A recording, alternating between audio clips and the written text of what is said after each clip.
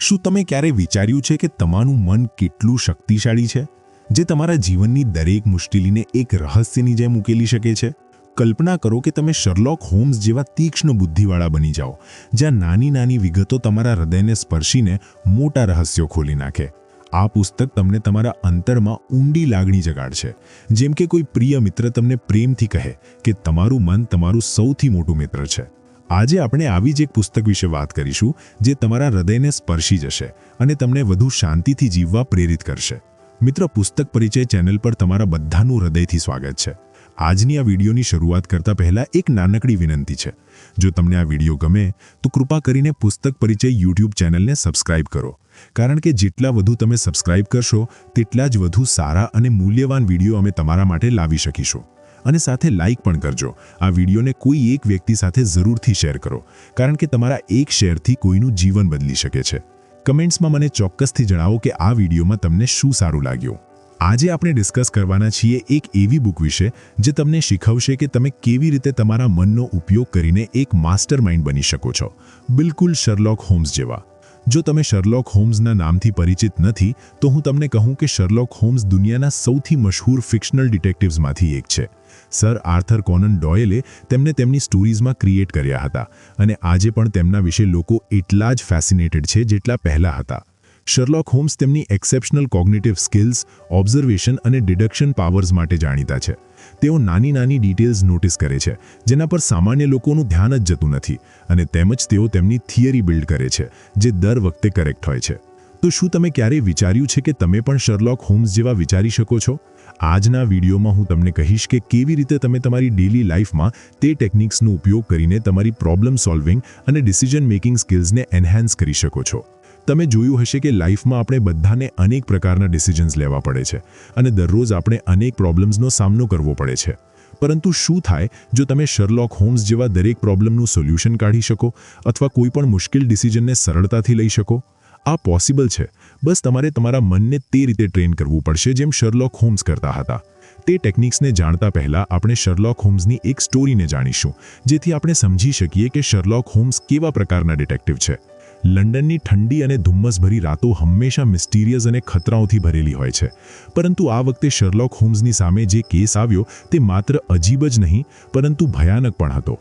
આ કહાની છે લાલ ખોપડી અથવા રેડ સ્કલની મિસ્ટ્રીની, જેણે આખા લંડનને ડરમાં મૂકી રાખ્યો હતો. શર્લોક હોમ્સ અને ડોક્ટર વોટસન ઘરે એક શાંત સાંજનો આનંદ માણી રહ્યા હતા, ત્યારે અચાનક દરવાજા પર જોરદાર ખખડાટ થયો. દરવાજો ખુલ્યો અને એક ગભરાયેલી સ્ત્રી અંદર આવી. તેની આંખોમાં ડર સ્પષ્ટ ઝલકતો હતો. તેણે પોતાનું ઇન્ટ્રોડક્શન આપ્યું. તેનું નામ મિસિસ એલિઝાબેથ માર્ટિન હતું, જે શહેરના એક મોટા બિઝનેસમેનની પત્ની હતી. મિસ્ટર હોમ્સ, તેણે કંપતા અવાજમાં કહ્યું, મારા પતિને કોઈએ મારી નાખ્યા અને તેમના શરીર પાસે એક લાલ ખોપડીનું નિશાન છોડી ગયા છે. પોલીસ તેને સુલઝાવવામાં નિષ્ફળ રહી છે, અને હવે હું તમારી મદદ ઈચ્છું છું. હોમ્સે મિસિસ માર્ટિનને શાંત કરી અને કેસની પૂરી ઇન્ફોર્મેશન લીધી. મિસ્ટર માર્ટિનની બોડી તેમના ઓફિસમાં મળી હતી, અને શરીર પાસે એક ખોપડીનું સાઇન લાલ રંગથી બનાવેલું હતું. આ લાલ ખોપડી લંડનમાં થઈ રહેલી અન્ય હત્યાઓ સાથે પણ જોડાયેલી હતી. હોમ્સે તુરંત તપાસ શરૂ કરી. તેઓ ડોક્ટર વોટસન સાથે માર્ટિનના ઓફિસ પહોંચ્યા. ત્યાંની સ્થિતિ જોઈને હોમ્સને એક અજીબ અહેસાસ થયો. રૂમમાં બધું જ નોર્મલ લાગતું હતું, પરંતુ એક વસ્તુએ હોમ્સનું ધ્યાન ખેંચ્યું. તે હતું લાલ ખોપડીનું નિશાન, જે કદાચ લોહીથી બનાવેલું હતું. હોમ્સે તુરંત તેમના ખાસ મેગ્નિફાઇંગ ગ્લાસથી નિશાનનું ઇન્સ્પેક્શન કર્યું. તે નિશાન કોઈ સામાન્ય વ્યક્તિના બનાવેલા નહોતા. તેણે જોયું કે નિશાનની રેખાઓ એકદમ સાફ હતી, જાણે કોઈએ તેને ખૂબ વિચારીને બનાવ્યું હોય. વોટસન, હોમ્સે કહ્યું, આ કેસ કોઈ સામાન્ય ક્રિમિનલનો નથી. આ નિશાન કોઈ એવી વ્યક્તિનું છે જે તેના કામમાં માહિર છે, અને આપણે તેને ખૂબ સિરિયસલી લેવું પડશે. જેમ જેમ હોમ્સે કેસની તહકીકાત કરી, તેણે શોધ્યું કે આ લાલ ખોપડીનું નિશાન માત્ર મિસ્ટર માર્ટિનના ઓફિસમાં જ નહીં, પરંતુ લંડનના અન્ય ભાગોમાં પણ મળ્યું છે. આ નિશાનનો અર્થ શું હોઈ શકે? હોમ્સે ઊંડાણથી વિચાર્યું અને સમજ્યું કે આ કોઈ નોર્મલ ક્રાઇમ નથી, પરંતુ તેની પાછળ કોઈ મોટું રહસ્ય છુપાયેલું છે. તેણે શોધ્યું કે જે જગ્યાઓ પર આ નિશાન મળ્યા છે તે બધી કોઈને કોઈ રીતે એક સિક્રેટ ઓર્ગેનાઇઝેશન સાથે જોડાયેલી હતી, જેને ધ રેડ સ્કલ કહેવામાં આવે છે. આ ઓર્ગેનાઇઝેશન લંડનના અમીર લોકોને નિશાન બનાવી રહ્યું હતું અને તેમના પર દબાણ કરી રહ્યું હતું, જેથી તેઓ તેમની માંગણીઓ પૂરી કરે. હોમ્સે તેમની તપાસને વધુ આગળ વધારી અને ટૂંક સમયમાં તેને ખબર પડી કે આ ઓર્ગેનાઇઝેશન લંડનના કેટલાક મોટા બિઝનેસમેન અને લીડર્સનું એક સિક્રેટ યુનિયન હતું જે તેમના વિરોધીઓને ડરાવવા માટે લાલ ખોપડીનું નિશાન છોડતા હતા. પરંતુ માર્ટિનની હત્યાએ હોમ્સને આશ્ચર્યચકિત કરી દીધો. આખરે તે પણ આ યુનિયનનો ભાગ હતો, તો તેની હત્યા કેમ? હોમ્સે તેમના લોજિકથી સમજ્યું કે માર્ટિને આ યુનિયન વિરુદ્ધ જવાનો પ્રયાસ કર્યો હતો અને તેથી તેને મારી નાખવામાં આવ્યો. તેણે વોટસન સાથે મળીને એક પ્લાન બનાવ્યો કે કેવી રીતે આ ઓર્ગેનાઇઝેશનનો પર્દાફાશ કરવો. હોમ્સે મિસિસ માર્ટિનને કહ્યું કે તેઓ તેમના પતિના અંતિમ સંસ્કારમાં બધા બિઝનેસમેનને ઇન્વાઇટ કરે. તેણે આખા કેસને એક જાળ જેવું વણી લીધું હતું. અંતિમ સંસ્કાર દરમિયાન હોમ્સે જોયું કે કેટલાક બિઝનેસમેનના ચહેરા પર ચિંતાના ભાવ હતા. તેઓએ પોલીસને પણ આ કેસમાં સામેલ કરી લીધી હતી. જેમ જ અંતિમ સંસ્કાર પૂરો થયો, હોમ્સે તેમના ખાસ અંદાજમાં બધાની સામે આવીને કહ્યું, મિસ્ટર માર્ટિનની હત્યા એક વિચારીને કરેલી સાજિશ હતી અને આ સાજિશમાં તમે બધા સામેલ છો. બધા બિઝનેસમેન આશ્ચર્યચકિત થઈ ગયા. હોમ્સે સબૂત તરીકે તે લોકો વિરુદ્ધ નક્કર પ્રૂફ્સ પ્રસ્તુત કર્યા જે તેણે તપાસ દરમિયાન એકત્ર કર્યા હતા. તમે લોકોએ વિચાર્યું હતું કે તમે આ શહેરમાં દહેશત ફેલાવીને તમારા મનસૂબાઓમાં સફળ થઈ જશો, પરંતુ તમે ભૂલી ગયા કે અપરાધની દુનિયામાં શર્લોક હોમ્સથી કંઈ પણ છુપાયેલું રહી શકતું નથી. અલ્ટિમેટલી ધ રેડ સ્કલ ઓર્ગેનાઇઝેશનનો ભાંડો ફોડી નાખવામાં આવ્યો અને બધા દોષીઓને ધરપકડ કરી લેવામાં આવ્યા. લંડન એક મોટા ખતરાથી બચી ગયું અને હોમ્સે એક વધુ કોમ્પ્લેક્સ કેસને તેમની ડાયરીમાં લખી લીધો અને આ કહાનીએ હોમ્સના કરિયરમાં એક વધુ ચમકદાર ચેપ્ટર ઉમેર્યું. હોમ્સ માટે આ માત્ર એક વધુ કેસ હતો, પરંતુ તેમની સૂઝબૂઝ અને લોજિકે એકવાર ફરી સાબિત કર્યું કે દુનિયામાં કોઈ પણ મિસ્ટ્રી તેમના રીઝનેબલ મનથી પરે નથી. જ્યારે પણ શર્લોક હોમ્સ કોઈ પણ કેસની ગૂંચને સુલઝાવે છે તો તેમની સૌથી મોટી તાકાત તેમની ઓબ્ઝર્વેશન અને એટેન્શન ટુ ડિટેલની તાકાત હોય છે. શર્લોક માત્ર તે જ નથી જોતા જે સામે હોય છે, પરંતુ તેઓ તે વસ્તુને પણ જુએ છે જે સામાન્ય વ્યક્તિની નજરોથી છૂટી જાય છે. આ વસ્તુ તેમને અન્યોથી અલગ બનાવે છે. હોમ્સ કહે છે કે તમે જુઓ છો પરંતુ ઓબ્ઝર્વ કરતા નથી. આ સ્ટેટમેન્ટનો અર્થ એ છે કે આપણે અવારનવાર વસ્તુઓને માત્ર ઉપરથી જ જુએ છે અને તેમના પર ઊંડી નજર કરતા નથી. જ્યારે શર્લોક દરેક નાનીમાં નાની ડિટેલ પર ધ્યાન આપે છે, ભલે તે કેટલી પણ અસાર જેવી લાગે. આ જ કારણ છે કે તેઓ કોઈ પણ કેસને હલ કરવામાં એટલા સફળ હોય છે.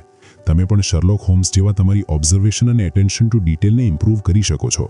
કેટલીક પ્રેક્ટિકલ ટિપ્સ છે. પહેલી, જ્યારે પણ તમે કોઈ સિચ્યુએશન અથવા વસ્તુને જુઓ તો તેને પૂરેપૂરું ઓબ્ઝર્વ કરો. તેના કલર, ટેક્સચર, સાઇઝ અને તેની આસપાસની વસ્તુઓ પર ધ્યાન આપો. એક્ઝામ્પલ તરીકે જ્યારે તમે કોઈ રૂમમાં પ્રવેશ કરો તો તે રૂમના લેઆઉટ અને વસ્તુઓના પ્લેસમેન્ટને ધ્યાનથી ઓબ્ઝર્વ કરો. બીજી ટીપ છે, જ્યારે તમે કોઈની સાથે વાત કરી રહ્યા હો તો માત્ર તેમની વાત સાંભળવાની બદલે તેમની બોડી લેંગ્વેજ, ફેશિયલ એક્સપ્રેશન્સ અને તેમના બોલવાના વિધાન પર પણ ધ્યાન આપો.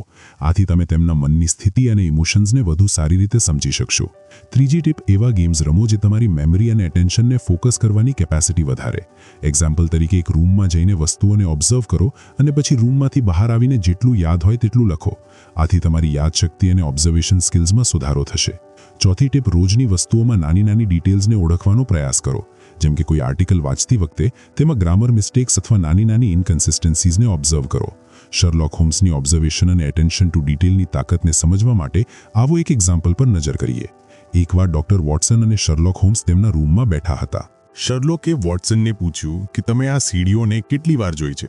વોટસને જવાબ આપ્યો, સેંકડો વાર. શર્લોકે ફરી પૂછ્યું, તો કહો આ કેટલી સીડીઓ છે? વોટસનને આ ખબર નહોતી. જ્યારે શર્લોકે જવાબ આપ્યો કે તેમાં 17 સીડીઓ છે, કારણ કે મેં જોઈ અને ઓબ્ઝર્વ કરી છે. આ એક્ઝામ્પલ એ બતાવે છે કે શર્લોક માત્ર જોતા નથી, પરંતુ દરેક વસ્તુને ઓબ્ઝર્વ કરે છે અને તેને તેમના મનમાં બેસાડી લે છે. આ જ કારણે તેઓ અન્ય કરતાં વધુ સારી રીતે વસ્તુઓને સમજી શકે છે. તો ઓબ્ઝર્વેશન અને અટેન્શન ટુ ડિટેલ માત્ર તમારી પ્રોફેશનલ લાઈફમાં જ નહીં, પરંતુ પર્સનલ લાઈફમાં પણ મોટો ફરક પાડી શકે છે. શર્લોક હોમ્સ જેવા જો આપણે પણ તમારી ઓબ્ઝર્વેશન અને અટેન્શન સ્કિલને ડેવલપ કરીએ તો આપણે વસ્તુઓને એક નવા નજરિયેથી જોઈ શકીએ અને તમારી પ્રોબ્લેમ સોલ્વિંગ સ્કિલ્સને વધુ સારી બનાવી શકીએ. હંમેશા યાદ રાખો, તમે જુઓ છો પરંતુ ઓબ્ઝર્વ કરતા નથી. આ નાનો ફરક જ મોટીમાં મોટી મિસ્ટ્રીઓને સુલઝાવવામાં મદદ કરી શકે છે. Lesson 2, brain attack, the importance of memory and its management. Sherlock હોમ્સના મનને સમજાવવા માટે મારિયા કોનિકોવાએ એક ખૂબ જ એક્યુરેટ અને ઇન્ટરેસ્ટિંગ મેટાફર આપ્યું છે. બ્રેન એટેક એટલે બ્રેનનું સ્ટોર રૂમ. આ મેટાફરથી તેણે બતાવવાનો પ્રયાસ કર્યો છે કે આપણું મન એક અટારી અથવા એટિક જેવું છે, જેમાં આપણે આપણી યાદો અને ઇન્ફોર્મેશનને સ્ટોર કરીએ છીએ.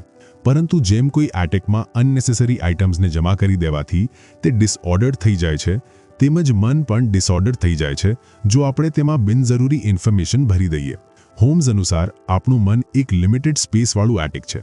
તેથી તેમાં માત્ર તે જ ઇન્ફોર્મેશન સ્ટોર કરવી જોઈએ જે વાસ્તવમાં ઇમ્પોર્ટન્ટ અને યુઝફુલ હોય. શર્લોક આ એટિકમાં તેમના થોટ્સ અને મેમરીઝને એ રીતે ઓર્ગેનાઇઝ કરે છે કે જ્યારે પણ તેને કોઈ સ્પેશિયલ ઇન્ફોર્મેશનની જરૂર પડે તે તેને તુરંત શોધી શકે. વાસ્તવમાં આપણું મન પણ લિમિટેડ રિસોર્સિસ અને કેપેસિટી સાથે આવે છે.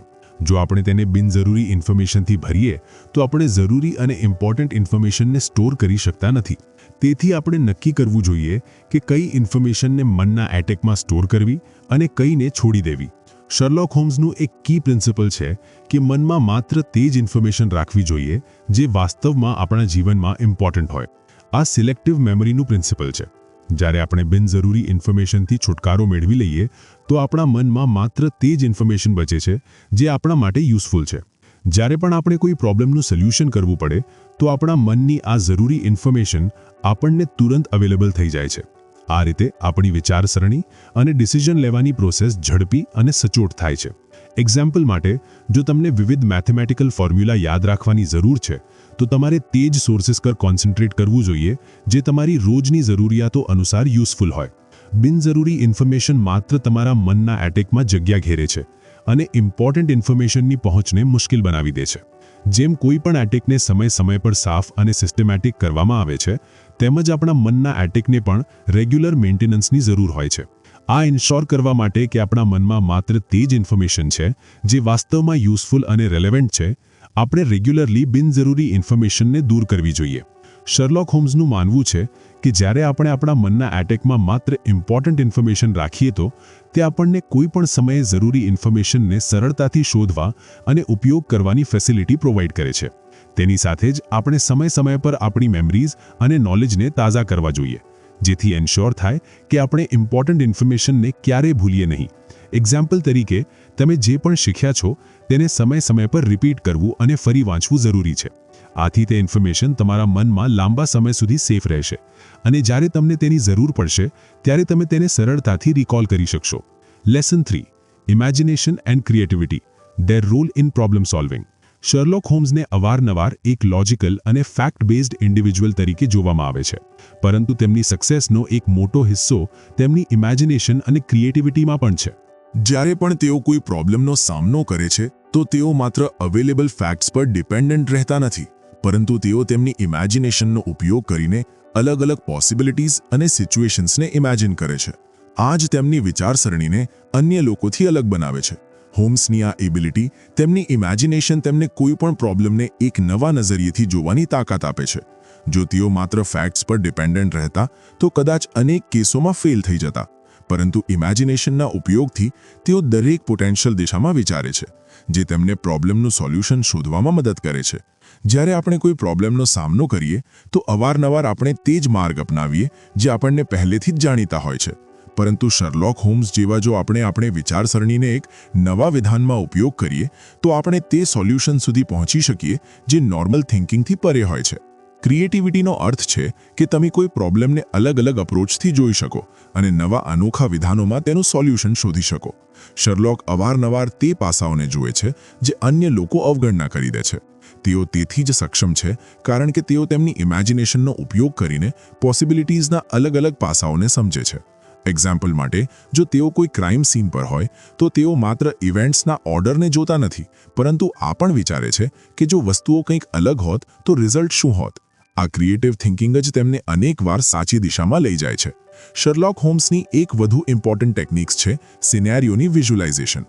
જ્યારે પણ તેઓ કોઈ પ્રોબ્લેમનો સામનો કરે છે તો તેઓ તેમના મનમાં ડિફરન્ટ પોસિબલ આઉટકમ્સની ઇમેજિનેશન કરે છે. આથી તેમને એ સમજવામાં મદદ મળે છે કે કયો માર્ગ સૌથી સુટેબલ છે અને કયું રિઝલ્ટ તેમને તેમના ગોલ સુધી પહોંચાડી શકે છે.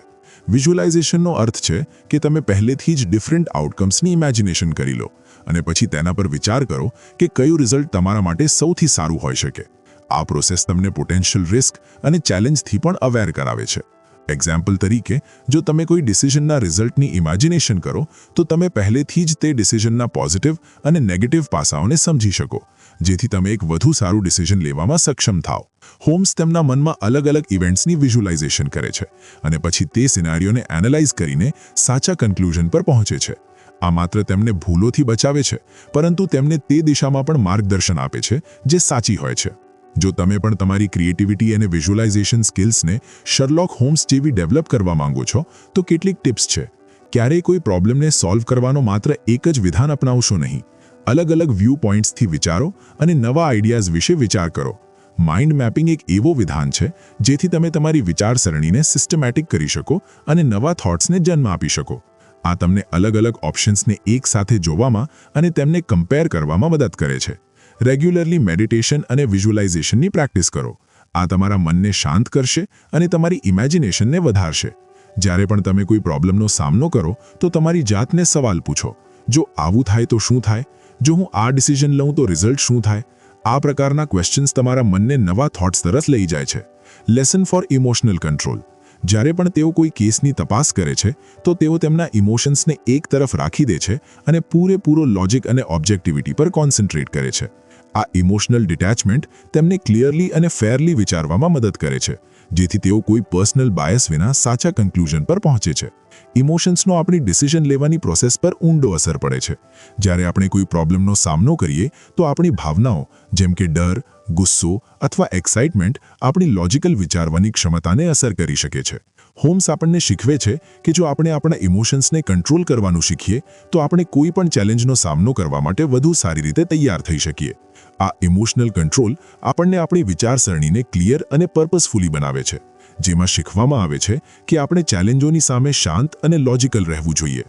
સ્ટોઇસિઝમના પ્રિન્સિપલ્સ અનુસાર આપણે તે વસ્તુઓ પર કોન્સન્ટ્રેટ કરવું જોઈએ જેને આપણે કંટ્રોલ કરી શકીએ અને તેમના પર સમય અને એનર્જી વેડફવી ન જોઈએ જેને આપણે બદલી નથી શકતા. આ જ અપ્રોચ હોમ્સને કોઈ પણ મુશ્કેલીમાં કાલ્મ અને લોજિકલ રાખે છે. તો ફ્રેન્ડ્સ, આ હતી આપણી આજની બુક સમરી. તમને કેવી લાગી કમેન્ટ કરીને જરૂર કહેજો. અને ધન્યવાદ તમારો સમરી અંત સુધી સાંભળવા માટે. હવે તમારે 3 વસ્તુઓ કરવાની છે.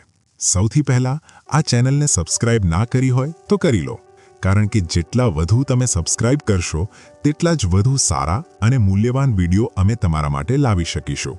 નંબર 2, કમેન્ટ્સમાં મને જણાવો કે આ બુક રિવ્યૂમાં તમને શું સારું લાગ્યું અને શું ખરાબ લાગ્યું, જેથી અમે તે ભૂલોને પુનરાવર્તિત ન કરીએ. અને તમે બીજી કઈ બુક્સના વિડીયો જોવા માંગો છો એ જણાવો, જેથી અમે તે વિડીયો લાવીએ અને તમને વધુમાં વધુ મૂલ્ય આપી શકીએ. અને નંબર 3, આ બુક વિડીયોને કોઈ એક વ્યક્તિ સાથે જરૂરથી શેર કરો, કારણ કે તમારા એક શેરથી કોઈનું જીવન બદલી શકે છે. ટૂંક સમયમાં વધુ સારા વિડીયો સાથે પાછા આવીશું. Thank you so much.